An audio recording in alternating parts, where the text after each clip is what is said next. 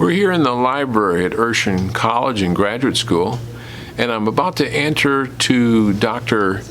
Carolyn Semino's office and interview her on her book, I Want to Be Like Bougainvillea.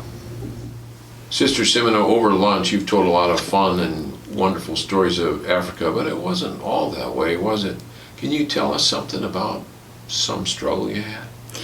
Probably one of the most difficult times we had was in Christmas of 1983 when we had our girls there. Our son had come home to the States to go to high school, finish his high school, and our girls were there with us.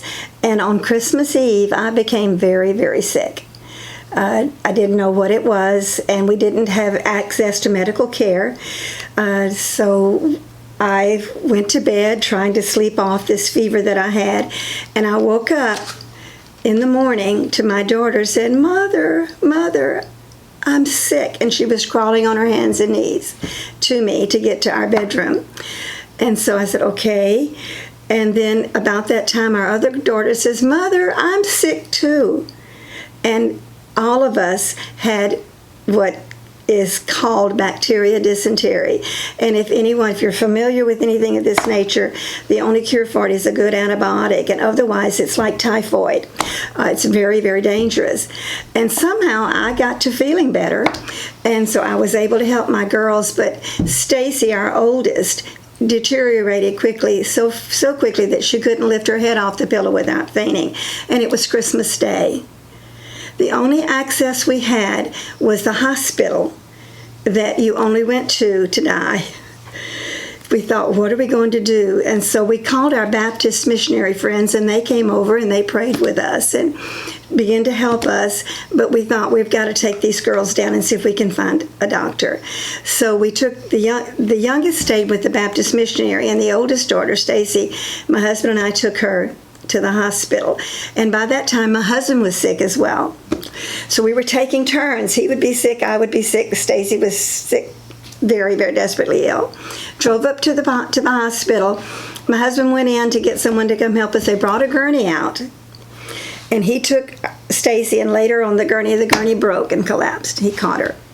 Okay, so they went and got another gurney. Brought that gurney out. He put her on that gurney. It collapsed.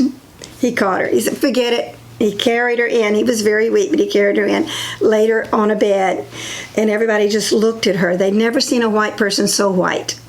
The nurses, everybody were very dark, and they said, huyo mgonjwa sana. This one is very sick. So, okay, and they would walk out of the room. They come back in, try to take her blood pressure, couldn't get her blood pressure, huyo mgonjwa sana, and they would leave again, terrified. And then a few minutes later, in walked the guards that are guarding the hospital. They have AK-47s on their arm. They walk over to I'll think about it in a minute, the sterilizer, and they put their tea in the sterilizer to brew their tea in the sterilizer. We're like, what's happening here? And the nurses come back in, take her, huyo mgonjwa sana, and leave.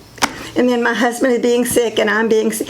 It was probably, in some ways, it was funny when you look back on it, but it was a horrendous nightmare because we knew how desperately ill our daughter was. Finally, a German doctor came, and he said, your daughter is very, very sick.